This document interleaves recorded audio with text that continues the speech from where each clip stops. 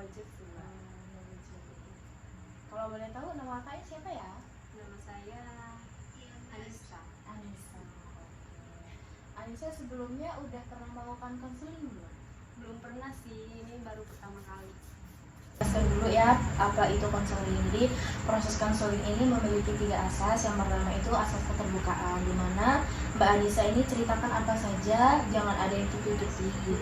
Yang kedua itu asas kesukarelaan. Jadi Mbak Anissa ini tidak ada paksaan dari luar untuk datang kemari untuk menceritakan permasalahan Mbak pada saya.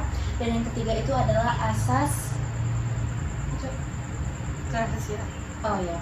Dan yang ketiga itu ada asas kerahasiaan, di mana permasalahan yang Mbak Anissa ceritakan tidak akan terbongkar ataupun tidak akan kemana-mana, cukup kita berdua saja yang tahu. Jadi bagaimana Mbak Anissa, paham dan setuju? Iya, setuju mbak, saya paham. Kalau boleh tahu Mbak Anissa kegiatan sehari-harinya apa ya? Aku masih sekolah mbak. Oh, masih sekolah. Sekolahnya kelas berapa? Aku baru kelas 1 SMA. Oh, kelas 1 SMA. Kalau misalkan orang-orang datang kemari kan karena ada suatu permasalahan ya. Kalau boleh tahu Mbak Anissanya itu datang ke sini karena ada masalah apa? Iya mbak, jadi gini mbak, sebenarnya aku tuh punya masalah ya mbak. Aku tuh bingung banget, nggak tahu mau nyeritain ini sama siapa gitu. Bahkan sama teman-teman aku pun aku ngerasa ragu gitu mau cerita sampai aku datang ke sini. Jadi ya mbak, sebenarnya aku tuh udah terjerumus jadi ya mbak, sebenarnya aku tuh udah terjerumus ke pergaulan bebas gitu mbak. Dan aku tuh pengen banget sebenarnya ngehindarin hal ini dan ngejauhin hal ini, tapi kayak susah mbak, susah banget gitu.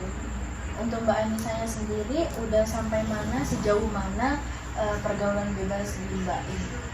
Pergaulan bebas saya ya kayak seumumnya anak-anak nakal sih mbak, sebenarnya kayak pacaran, ngerokok gitu-gitu mbak. Kemudian apa yang udah Mbak Anissa lakukan untuk menjauhi pergaulan bebas tersebut? Yang pertama saya mulai menjauhi teman-teman saya sih mbak. Maksudnya di sini teman-teman saya yang berada di lingkup pergaulan bebas itu mbak. Itu perlahan-lahan satu persatu saya jauhin mbak. Terus tadi Mbak Anissa kan sudah menceritakan bahwasannya Mbak Anissa sudah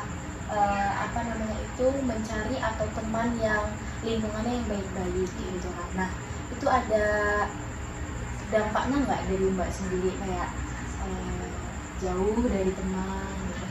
Ada sih mbak, justru hal itu yang buat saya ngerasa susah gitu, karena lingkungan saya pun rata-rata seperti itu mbak. Jadi ya saya sekarang ini kayak nggak punya teman mbak, karena saya juga ngerasa waktu saya menghindari hal itu, saya menjauhi teman-teman saya pun balik menjauhi saya gitu mbak. Bukannya mereka mengerti, malah mereka kayak semakin menindas saya gitu mbak.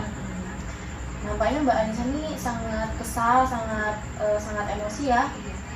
Saya ini bingung banget mbak, mau cerita ke siapa, mau cerita ke temen, tapi saya udah nggak ada temen deket lagi kan, karena mereka semua itu udah saya cut off mbak. Karena saya pengen banget ngehindarin hal kayak gitu mbak, udah nggak mau lagi. Karena Mbak Anissa ini bingung ya akan berbuat apa yang akan dilakukan gitu ya. Ya mbak, saya masih bingung tau mbak, kenapa sih harus saya gitu yang terjerumus ke dalam pergaulan bebas ini gitu. Saya kan pengennya juga ini sih mbak, punya temen yang baik-baik, lingkungannya positif-positif. Lalu Jadi aku tuh ya mbak sebenarnya terus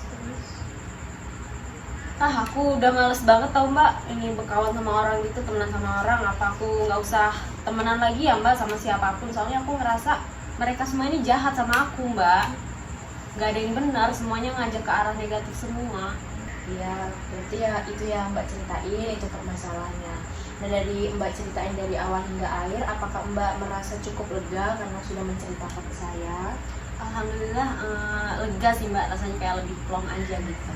Ya udah mbak, kalau kayak gitu aku mau pamit ya mbak, soalnya aku habis ini mau ada les. Oke, iya. Iya mbak, udah dengerin aku cerita. Oke, iya. Aku pamit dulu ya mbak. Iya. Terima kasih mbak. Iya. Assalamualaikum. Salam. Hati-hati ya.